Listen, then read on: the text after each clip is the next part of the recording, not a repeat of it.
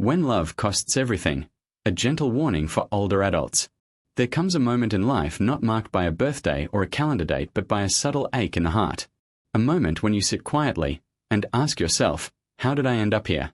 Not because you made one big mistake, but because you made too many sacrifices, all in the name of love. Especially for our children. You gave them everything. Your time, your money, your youth, and your home. But now at a time when life should be gentle, peaceful, and dignified, you find yourself worrying more than ever. Where to live, how to survive, and whether you are still wanted in the very family you helped build. If you've clicked on this video, it's likely because something deep inside you is stirring. Maybe you've lived this story. Maybe you've seen it happen to someone close. Or maybe you're standing on the edge of a decision that could change everything. Dear friend, this video is not about blame. It's about awakening. It's a heartfelt invitation to reflect on how we, as older adults, can love our children without losing ourselves. So stay with me until the end. These are not just lessons. They are gentle truths gathered from years of watching, listening, and walking beside those who gave too much, too soon, and lived to regret it. And before we begin, if this message already speaks to your heart, please take a moment to subscribe to this channel. You'll find many more stories, insights, and reflections here, each crafted for people just like you, aged 50 to 80, who are searching for peace, purpose, and protection in later life. Let's begin. 1. When you give everything, you may lose the only thing that was yours. There's a kind of heartbreak that doesn't happen all at once. It doesn't shout. It doesn't leave scars you can see. It comes slowly, wrapped in kindness, carried by love. And more often than not, it happens in the name of family. Especially in the name of our children. Martha and George Mitchell had lived in their modest home in rural Ohio for over 3 decades. They built it from scratch. George poured the concrete himself, and Martha picked the shade of blue for the shutters that matched the spring sky. They raised their 2 kids there. It was where they planted their rose bushes and spent countless Saturday mornings drinking coffee on the porch swing. It was, quite simply, theirs. When George retired after 40 years at the post office and Martha wrapped up her work as a school librarian, they imagined their golden years would be quiet, full of small joys, fresh tomatoes from the garden, visits from the grandkids, and an occasional trip to the lake. But then came the phone call. It was their son, Ryan. He lived in Chicago with his wife and 2 young children in a cramped apartment with peeling paint and no elevator. He sounded tired, overwhelmed.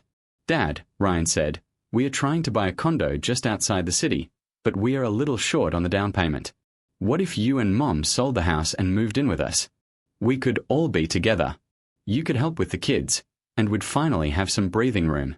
At first, George hesitated. So did Martha. They loved their home, their neighbors, the quiet pace of small-town life. But the more Ryan spoke, the more they began to feel guilty. He wasn't asking for something extravagant. He wanted stability, family, support. The guilt worked like water against stone, soft but relentless. A few weeks later, their house went on the market. It sold quickly. They packed up 34 years of memories into cardboard boxes. Martha cried quietly as she wrapped the wedding photo that had always sat on their dresser. George took one last walk around the yard. And then they moved. The condo in Chicago was new, bright, and tight. Their bedroom was small. The kids were noisy. The city was loud. The days felt long.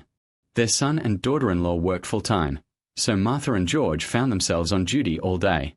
School drop-offs, snack time, diaper changes, dinner prep. They didn't complain. Not at first. But slowly, something started to shift. There were no morning porch coffees anymore. No quiet walks through the yard. No neighbors stopping by just to say hi. The rose bushes were gone. The silence of the Ohio countryside was replaced with the distant wail of sirens and the constant hum of traffic. Martha tried to cook the way she used to, but the kitchen felt foreign.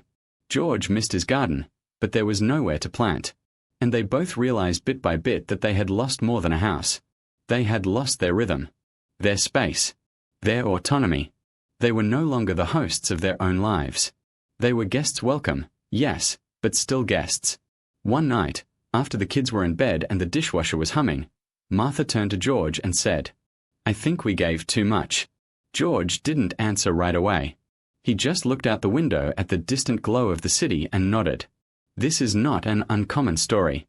Across the country, well-meaning parents give up everything in the hope that their children will have a better life. They sell their homes, empty their savings, move across states all out of love. But sometimes, love without limits leads to loss without return. Let's pause and ask something essential. Is it still love if it erases you? Because here's what I've learned, after working with hundreds of older adults as a health and aging specialist. The most dangerous kind of poverty is not financial, it's emotional poverty. And the fastest way to fall into it is to give away your life and expect nothing in return. When you give up your home, you're not just selling property. You're giving up a space that holds your identity. You're surrendering privacy, familiarity, and freedom. And when you give your time and your energy without boundaries, it begins to wear down the parts of you that once felt whole. That doesn't mean you shouldn't help your children. Of course not. But helping them and handing over everything are two different things. Supporting them while keeping your dignity intact is possible. But it requires foresight, planning, and most of all permission to think about your own well-being, too. So many parents, especially those raised to give without asking, carry the silent belief that to want something for themselves is selfish. It's not. It's survival. Because here's the hard truth. Children grow, move, struggle, succeed, change, and even the best children with the kindest hearts can become absorbed in their own lives. Martha and George eventually began to feel like burdens, though no one said it outright. Their daughter-in-law became less warm. Their son became more distant. And when George fell ill one winter, it became clear they were in the way. They started dreaming about Ohio again. But the house was gone. The porch was someone else's now. The roses had been ripped out. There was nowhere to return to. You see, when you give up everything, you don't just lose assets. You lose options. And options are what protect us when life gets hard. So if you're a parent nearing retirement, or already there, and your child comes to you with a plan or request, a dream, pause before you say yes. Ask yourself, will I have something left that is mine? Or if this doesn't work out, do I have a place to go? Or am I acting out of guilt, or from a place of mutual respect? You can say no. You can say not right now. You can help in ways that don't leave you stranded. Love should build bridges, not erase homes. And if you've already given too much, you're not alone. But your life isn't over. There is still space to rebuild, reclaim, and remember that you matter, too. Martha and George eventually moved out. It took 2 years. They scraped together enough for a small mobile home in the outskirts of Indiana. It wasn't much, but it was theirs. On the first morning in their new place, Martha made coffee. George sat on a folding chair outside and listened to the birds. And for the first time in a long while, they felt like they had come home. Stay with me. In the next message, we'll explore what happens when a parent bets everything on their child's business dream and ends up on the sidewalk, trying to rebuild from zero. Let's keep walking together. 2. When you finance their future, but forget to protect your own. Evelyn Carter was known in her neighborhood for 2 things: her homegrown lavender and her deep, unwavering loyalty to her son. She was a widow by 50, a single mother by circumstance, not by choice. Her husband had passed in a sudden accident, leaving her with a 10-year-old boy and a small craftsman-style home in Portland, Oregon. She never remarried. He was my first and only, she would say, not with sadness but with a quiet pride. Evelyn worked long hours in a nearby bakery. She walked to work through the rain. She clipped coupons. She patched her own roof when it leaked. Everything she did was for her son, Marcus. He was smart, charming, and full of ideas. When he finished his tour in the Marines, he returned home unsure of what to do next. For a while, he bounced between odd jobs bartending, driving for delivery apps, working front desk at a gym. Then one day, he had an idea. A business plan. Something involving local craft brews, artisanal snacks, and sports viewing rooms. "Mom," he said, "it's a sure thing. I just need some capital to get started." Evelyn didn't hesitate. She pulled the deed to her home out of the fireproof box in the closet and marched down to the bank. With her strong hands still smelling faintly of sourdough, she signed the loan documents, using her fully paid-off home as collateral. She didn't tell her friends. She didn't ask her siblings. "This is between me and my boy," she said, again with that quiet pride. The business opened in the fall. It was lively, fun, and had great reviews in the local paper. For a few months, Marcus seemed happy. Evelyn stopped baking altogether. She started dreaming about finally retiring, planting a bigger garden, maybe even taking a train trip along the California coast. Then winter came. And with it, a virus. Customers stopped coming. Regulations forced the business to close temporarily. Rent was still due. Inventory spoiled. The savings disappeared. The credit cards maxed out. By spring, Marcus sat at the kitchen table with his head in his hands. "Mom," he said, "we are in too deep." Evelyn didn't cry. She stood up, poured herself a glass of water, and said calmly, "So, they'll take the house."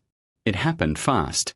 She packed her life into a moving van and handed the keys over to a man half her age who was thrilled to buy a house near downtown Portland for a fraction of its worth. Evelyn moved in with Marcus, his wife, and their 2 toddlers. They were renting a duplex in a neighborhood far from where she used to live. She took the basement. It was cold, smelled faintly of mildew, and had a ceiling so low she had to hunch slightly. Still, she said nothing. Marcus was embarrassed. His wife was polite but distant. The kids were noisy. The days were long. Evelyn tried to make the best of it. She grew mint in small pots near the tiny basement window. She sewed blankets for the kids. She kept herself busy. But every night, as she lay in her makeshift bed under the stairs, she whispered one sentence to herself. "I should have kept the house." The price of giving too much, too soon. What Evelyn did was out of love. But the consequences were real. By tying her home to someone else's future, she unhooked herself from the stability she'd spent decades building. I see this far too often in my work. Parents cash out retirement funds, refinance homes, or empty savings accounts to support their children's dreams without ensuring they can sustain themselves if things go wrong. And sometimes, things go very wrong. Even if the business fails through no one's fault, even if the child tries their best, the parents are still left holding the burden. Often quietly. Sometimes alone. The emotional fallout. What happens next is not always financial ruin. Sometimes, it's something more subtle and more devastating. A parent begins to feel like a guest in a crowded house. A boundaries blur. Expectations shift. A gratitude becomes obligation. A respect quietly erodes. And most heartbreakingly of all, the child starts to pull away not out of malice, but out of guilt. They don't know how to face the parent they feel they failed. Evelyn noticed this in Marcus. He stopped talking about the future. He avoided eye contact when handing her the grocery money. He began making big decisions without asking her opinion. It wasn't hatred. It was shame. And it built a wall between them. The myth that destroys generations. There's a belief many parents carry deep inside. If I help them now, they'll take care of me later. But care is not a transaction. It doesn't always flow backward. And when we give with the expectation of future support, we put ourselves in a fragile position. Evelyn never asked Marcus for help. She didn't want to be a burden. But the truth is she was now utterly dependent. No income. No property. No backup. One cold morning, as she was folding laundry, she overheard Marcus and his wife arguing upstairs. The words that floated down broke something inside her. "She's a sweet woman," the daughter-in-law said, "but I can't live like this forever. It's too much." That night, Evelyn began looking for part-time work. By summer, she had a booth at the Saturday farmers market, selling homemade lavender soap. The neighbors from her old block stopped by. One even asked, gently, "Did you move?" She smiled, but her voice cracked. Sort of. The lessons we must learn before it's too late. 1. Protect yourself first. This isn't selfish, it's responsible. Before investing in someone else's vision, make sure your basic needs are secure. Housing, healthcare, dignity. 2. Put it in writing. If you lend or co-sign, have formal agreements. Ownership, repayment, contingency plans. These aren't about mistrust. They're about clarity. 3. Keep something just for you. A home, a savings account, a pension, something that no one else can touch. You deserve it. 4. Love with boundaries. Support your children. Encourage them. But don't erase yourself for them. Your life matters too. Evelyn eventually saved enough to rent a small studio apartment above a florist shop. It smelled like lilies and coffee. It had a window that faced east. On her first morning there, she made a pot of tea, placed a lavender sachet near the sill, and sat down to write in her journal. "I miss the old house," she wrote. "But I have a roof, a key, and a future again." She had lost much, but she had not lost herself. You don't need to lose everything to prove your love. You don't need to surrender your life so someone else can begin theirs. Love is strongest when it lifts both people, not just one. Stay with me. In the next message, we'll explore what happens when you move in with your children and slowly realize you are no longer a parent in your own home, but a silent presence in the background. Let's keep walking together. 3. When you move in with your children, but slowly fade into the background. It started with good intentions. It always does. Frank and Linda Patterson were in their early 70s when their daughter Rachel brought up the idea. "Mom, Dad," she said gently over a Sunday dinner, "you shouldn't be living alone anymore. That house is too much to take care of. Why don't you come live with us? We have the space. You can be closer to the grandkids. We'll take care of each other." Linda's heart warmed at the thought. Rachel had always been her thoughtful one. And Frank, though more hesitant, was beginning to feel the strain of keeping up with home repairs and icy winters in Buffalo. The offer felt like love. It felt like safety. And after a few weeks of discussion, they agreed. They sold their home, the one with the green shutters and the pear tree in the backyard, and moved into the in-law suite above Rachel's garage in suburban Connecticut. At first, it felt like a gift. The grandkids came running in every morning before school. Frank helped with math homework. Linda baked her famous pecan pie. They were useful, present, appreciated, until slowly, they weren't. The shift no one talks about. It wasn't one thing. It was the accumulation of many small things. The grandkids grew older and busier. Rachel and her husband, Ethan, started working longer hours. Family dinners turned into quick takeout meals eaten separately. The conversations became fewer, shorter, less intentional. And the space that once felt full of warmth began to feel hollow. Linda noticed first. She realized that days could pass without anyone knocking on their door. Frank spent hours in the garage, fiddling with tools he didn't need just to pass the time. They weren't mistreated. They weren't neglected. But they were slowly becoming invisible. One afternoon, Linda walked into the kitchen and overheard Rachel whispering to Ethan, "I feel like we never have the house to ourselves anymore." Linda quietly backed away and returned to her room. She didn't mention it to Frank. But she didn't need to. He already knew. What happens when you lose your role? When older adults move in with their children, they often go from being decision makers to bystanders. Before, Frank used to choose what to repair, what to cook, where to go on weekends. Now, he waited to be told. Linda had hosted every Thanksgiving for 35 years. This year, she was asked to bring a dessert. Their roles, their rhythms, their sense of contribution all faded into the background. They weren't parents anymore. Not in the active sense. They were just there. Sometimes loved. Sometimes appreciated. But often simply present. And presence without participation is a quiet form of erasure. The cost of moving in without moving forward. Here's what many families miss. Living together under one roof is not the same as living together in harmony. Without communication, planning, and honest boundaries, families fall into silent routines that slowly unravel emotional connection. Frank and Linda never wanted to be a burden. So they didn't speak up. They didn't say how lonely it felt to eat dinner alone upstairs. They didn't mention how much they missed deciding what their days would look like. They didn't ask for more involvement because they didn't want to seem ungrateful. But gratitude shouldn't come at the expense of identity. Frank and Linda eventually decided to move into a small senior co-housing community a few towns away. It wasn't fancy, but it gave them space, agency, new friendships, a life of their own.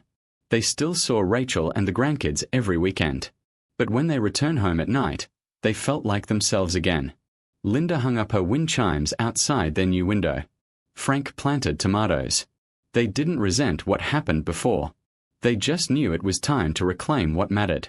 Their daughter cried when they left but later confessed, "Mom, Dad, I think we all needed the space. I'm proud of you." And that pride, that honesty, it restored something fragile and precious. Stay with me. In the next message, We'll explore the silent pain of being treated like a burden when love turns into obligation, and aging parents begin to wonder if they're simply in the way. There's more to understand. Let's keep walking together. 4. When you become a burden, the pain of feeling unwelcome in your own family. There are some pains that don't come from illness. They don't require a diagnosis, but they leave a mark just the same. It's the pain of feeling like you no longer belong. Like the people you once raised, fed, protected, and sacrificed for now look at you with quiet inconvenience instead of warm affection. It's a shift that begins in small moments. You speak and no one listens. You suggest and someone rolls their eyes. You ask for help and there's a pause, a sigh, or a quiet reminder that everyone's busy. It's not cruelty. It's not abuse. But it is something deeper, and sometimes sadder, emotional distancing. Meet Harold and Nancy. Harold and Nancy Jensen lived in southern Indiana. They had 3 kids, 2 sons and a daughter who'd long since moved away, married, and built lives of their own. For decades, Harold worked in construction. Nancy was a school nurse. They were frugal, hardworking, and quietly proud of the modest life they'd built. When Nancy's health began to decline, her knees weakened, and her memory sometimes faltered, the kids decided it was time for a family solution. The youngest son, Mark, offered for them to move into his home outside of Denver. "We've got space," he said. "The kids would love to have you close. We'll figure it out together." Harold hesitated. He had always been fiercely independent, but the thought of Nancy falling or forgetting the stove was now a real fear. So they packed up and moved. At first, it felt like the right decision. Their grandchildren greeted them with hugs and drawings. The guest suite was cozy. Nancy smiled more, and Harold felt relieved that someone else was keeping an eye on her. But within weeks, the tone began to shift. From gratitude to frustration. Harold noticed that when Nancy asked for help, Mark's wife responded with clipped words. She didn't say no, but she didn't say yes with warmth, either. The grandkids stopped visiting their room as often. Dinner invitations became rarer. Schedules got busier. Voices got louder. And one evening, as Harold passed by the kitchen, he overheard something that made his chest tighten. "She needs help every day," Mark's wife said. "And he just sits there. This isn't what I signed up for." Harold didn't say a word. He went back to their room and sat next to Nancy, who was already dozing off. And in that moment, something inside him changed. He no longer felt like a father or a guest. He felt like a problem. The subtle signals of being unwanted. It's rarely about one dramatic outburst. It's in the small cues. A you're not included in family plans. A you feel rushed when you speak. A you notice eye contact shrinking, patience wearing thin. A your presence no longer brings joy, it brings sighs, scheduling conflicts, quiet tension. Some older adults describe it as walking on eggshells in their own family. And it's a kind of loneliness that's hard to explain. Because technically, you're with people. But emotionally, you're completely alone. Why does this happen? There are many reasons. Some are circumstantial. Some are emotional. But almost always, they come from lack of honest communication and clear boundaries. Adult children often or underestimate the emotional and physical needs of their aging parents, or overestimate their own capacity to care long term, or fail to include the elder in decisions affecting their own life.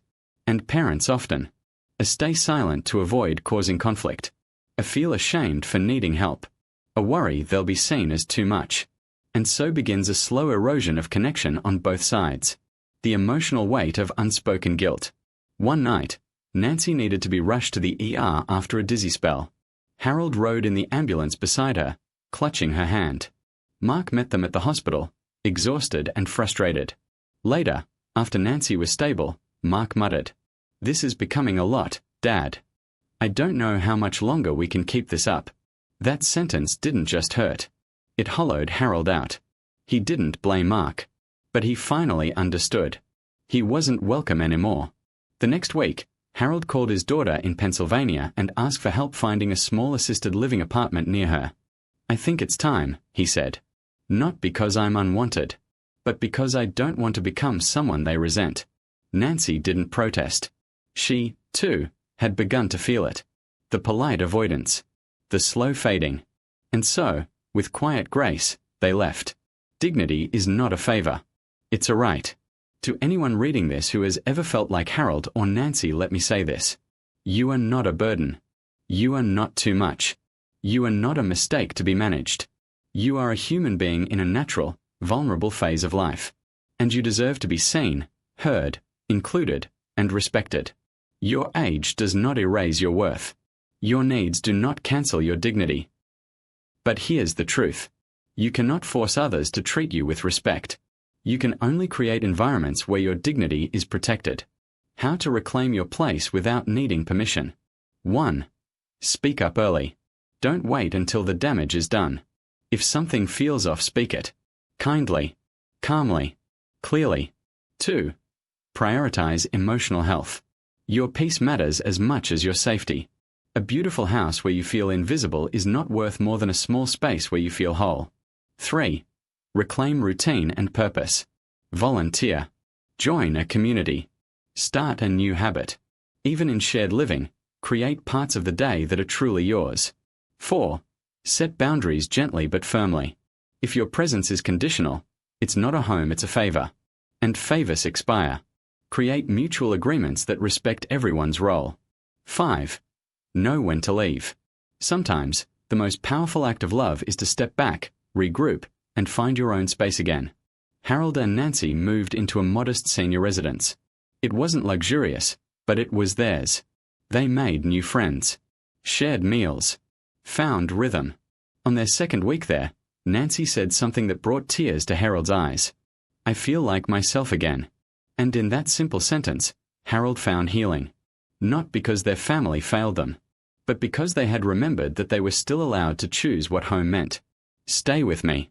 In the next message, we'll explore the danger of losing legal and financial control too early and how well-meaning gifts to children can quietly erase your ability to make choices for the rest of your life. Let's keep walking together. 5. When you give away too soon. The quiet loss of financial and legal control. For most of his life, Walter Harris prided himself on being a planner. He balanced his checkbook every Sunday evening. He paid off his mortgage 5 years early.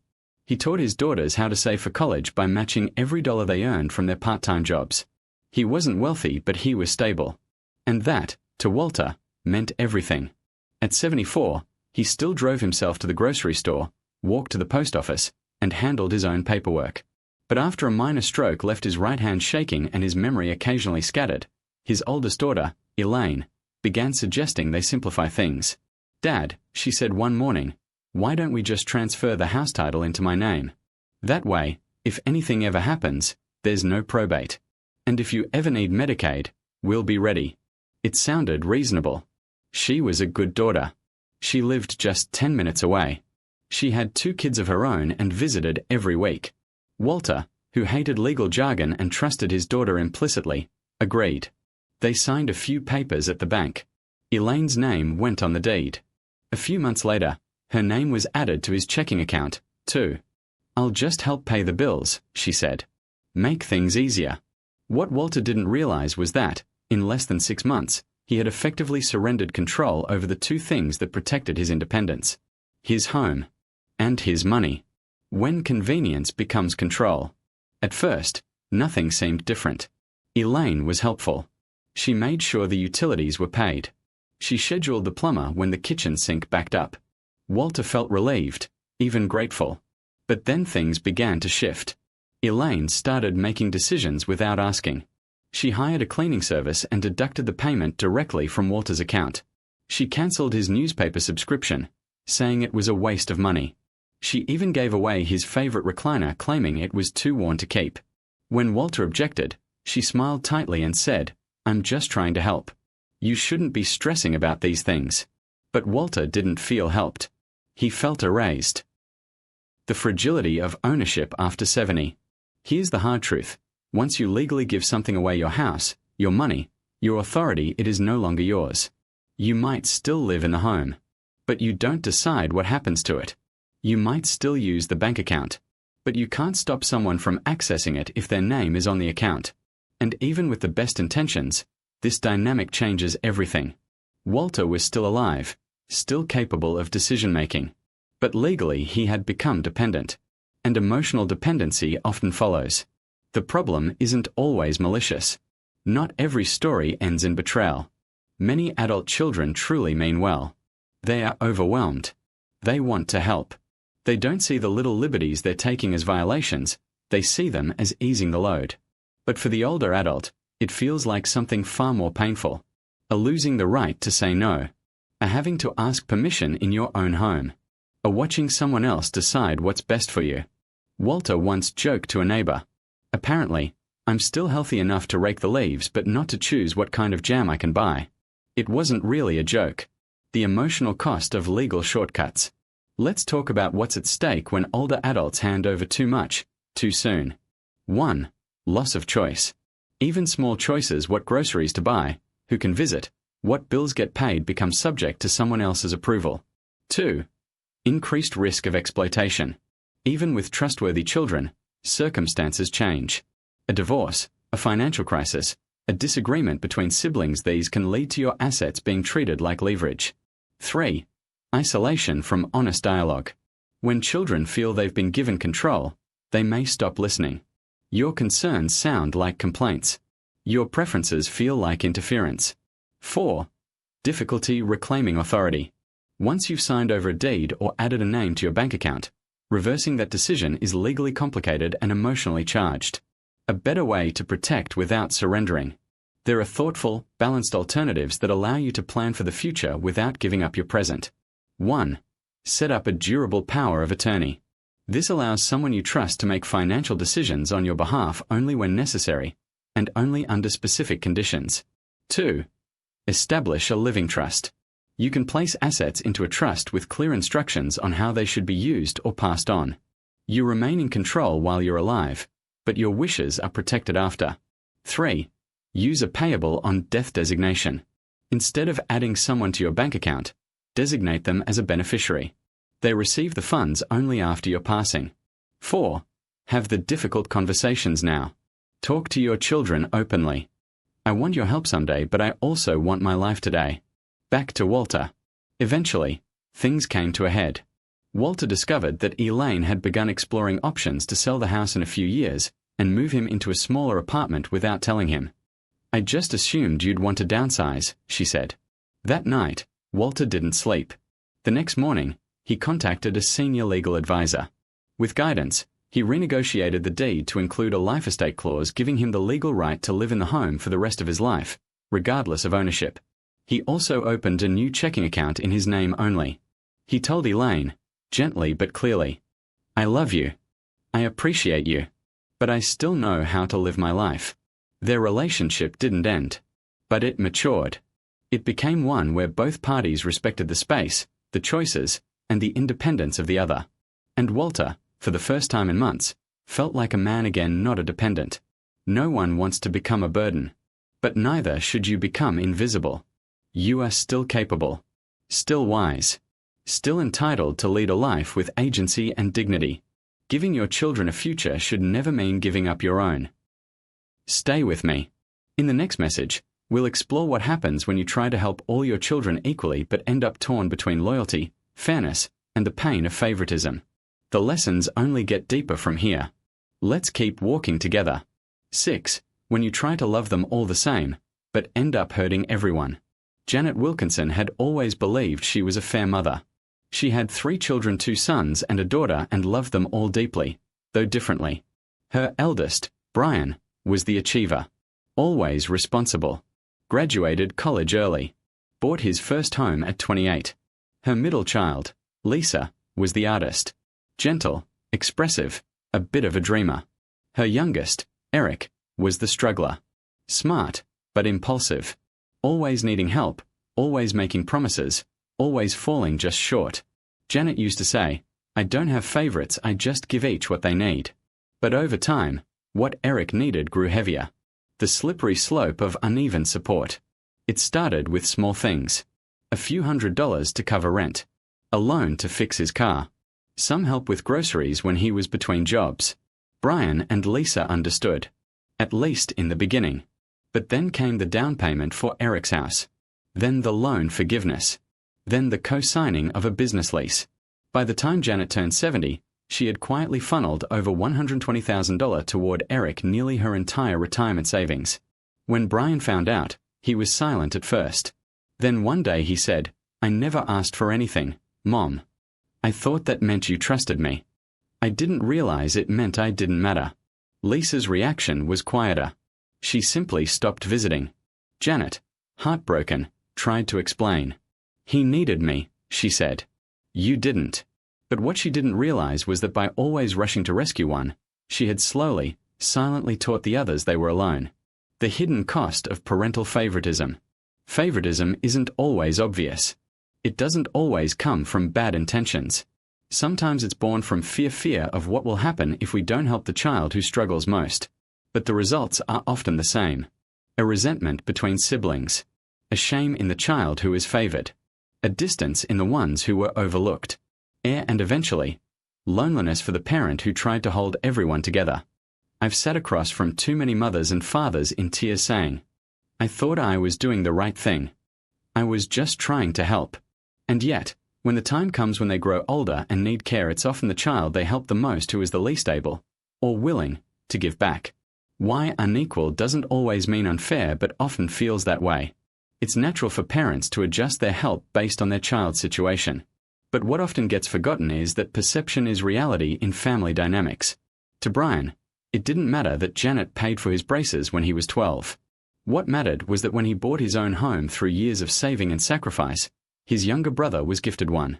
To Lisa, it didn't matter that Janet supported her art classes. What mattered was seeing her mother bend every rule and drain every fund to bail Eric out again and again. And to Eric, the help eventually stopped feeling like love. It started feeling like debt. A debt he could never repay. A standard he could never live up to. When love becomes uneven, trust begins to crack. Family bonds are fragile. Not because they're weak, but because they're deep. The deeper the roots, the more damage when they're pulled unevenly. Janet once told a counselor, "I thought I was holding my family together, but I think I became the reason they drifted apart." It's a heartbreaking realization, but not an uncommon one. How to navigate support without creating distance. 1. Communicate with transparency. Don't hide financial support from your other children. Be open. Explain your reasoning, but also invite their thoughts. 2. Set boundaries early. Decide ahead of time how much support you can give emotionally, financially, practically. Then stick to it. Consistency builds trust. 3. Use written agreements when necessary. Even with family, create simple loan agreements.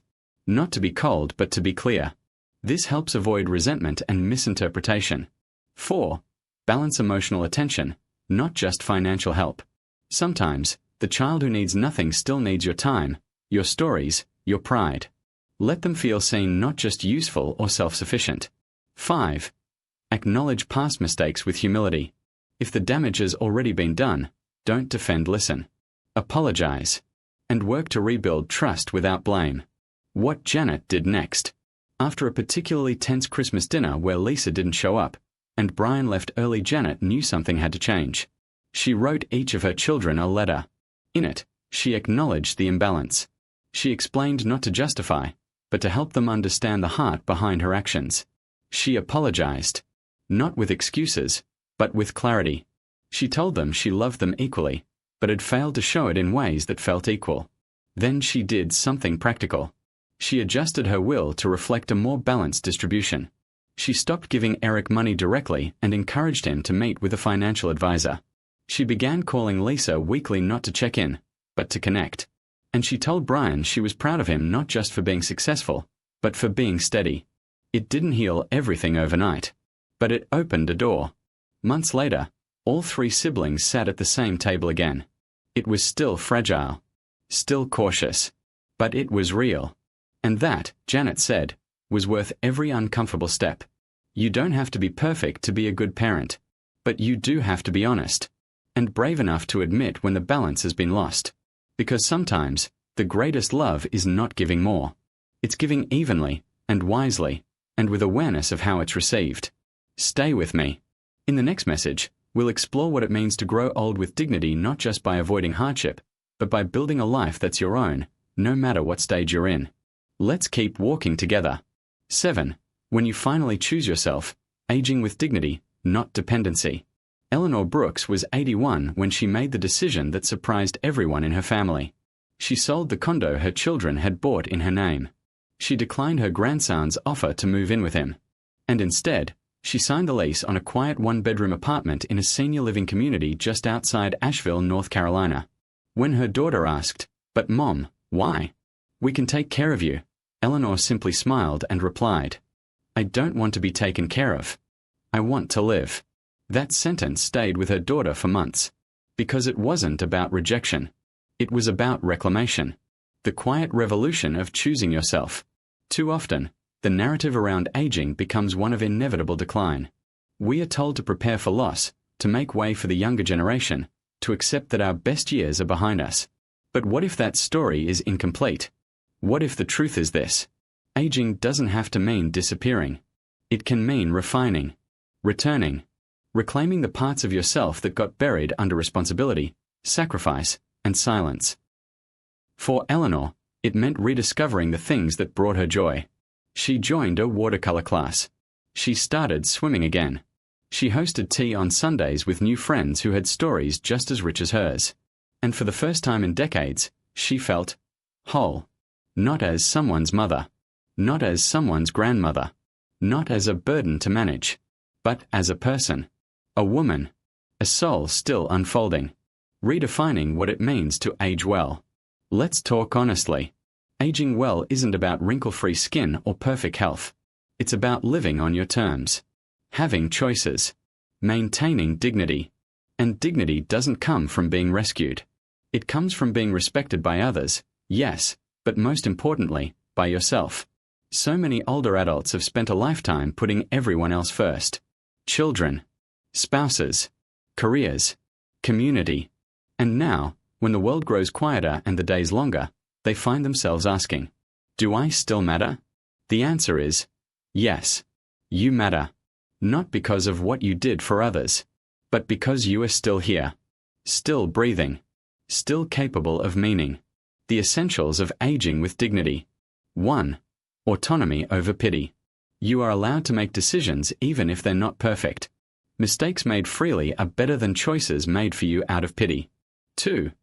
Boundaries over obligation. You don't have to say yes just because someone expects it. Even your adult children need to respect your no. 3. Purpose over productivity. You may not be busy like you once were, but you can still have purpose. Purpose can look like quiet wisdom, gentle conversation, or tending to a small garden. 4. Connection over control. You don't have to control everything to feel secure. You just need to feel seen, heard, and held in the lives that surround you. 5. Joy over justification. You don't need a reason to smile, laugh, or rest. Joy doesn't need to be earned. It needs to be welcomed. Letting go but not letting yourself fade. Eleanor once wrote in her journal, "I spent so many years being what everyone needed. I almost forgot who I was. Now, I sit in the sun, paint what I see, and talk to birds like they've known me forever. And somehow, in all that stillness, I remember who I am." That is the heart of this message. To live with dignity in old age is not to avoid help, it is to receive it with choice, not surrender. It's not about doing everything on your own, it's about deciding what matters and releasing the rest. It's about letting go of expectations that no longer serve you. And embracing the right to live as you wish without guilt, without apology. Your life still belongs to you. If you've followed each message in this series, then you've walked through some difficult truths. At the cost of giving everything to your children. At the pain of being invisible in your own home. At the heartbreak of feeling like a burden. At the loss of legal control. At the damage of favoritism. And now, here we are. At the end not of your value, but of the version of yourself that believed you had to disappear in order to be loved. That version is not your future. Your future is this. A waking up and choosing peace over performance. A speaking your needs without shame. A surrounding yourself with people who honor your presence. A living in a space no matter how big or small that feels like home. A remembering that you don't owe anyone your silence, your surrender, or your savings. Eleanor passed away 3 years after moving into her quiet apartment. But in that short window, she lived more freely than she had in decades. She died with a book on her lap, a brush still wet with paint, and a letter beside her that read, Thank you for letting me grow old on my own terms. I didn't need more time. I just needed it to be mine. May we all be so fortunate. Thank you for walking with me through all 7 of these messages. Each one was written not as instruction, but as reflection. Not as a warning, but as a quiet invitation. To choose yourself. To honor your journey. To trust that even now, especially now, your life still holds power, meaning, and peace. Stay close. There are more stories waiting for you in the videos ahead. We'll walk together again soon. If you've stayed with me through all 7 of these messages, I want to say something simple but deeply meant. Thank you. Not just for watching. Not just for listening. But for allowing yourself to feel. To remember. To pause long enough to hear what your own heart has been quietly whispering. That your life even now still holds meaning. Still deserves peace. Still belongs to you. These messages were never meant to teach you anything you didn't already know. They were only meant to help you remember. That giving doesn't mean disappearing. That aging doesn't mean fading. That peace, dignity, and joy are not things to earn but things to choose, especially now. And if, at some point in your life, you've felt invisible, if you've loved deeply but lost too much of yourself along the way, then I hope something here helped you find a way back. Back to your voice. Back to your worth. Back to the quiet truth that you still hold the pen. And the story is still yours to write. So wherever you are in your journey, whether you're rebuilding, resting, or just beginning again, know this. You are not alone. And your presence here means more than you know.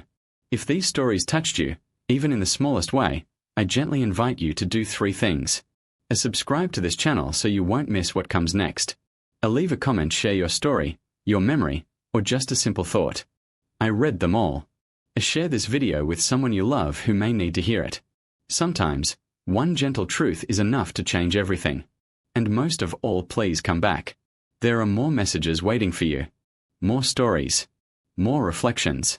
More quiet reminders that your life, even now, is still unfolding, with grace. Thank you for being here. And until next time, may you live not just longer, but more deeply. With peace. With purpose. And with the dignity you have always deserved.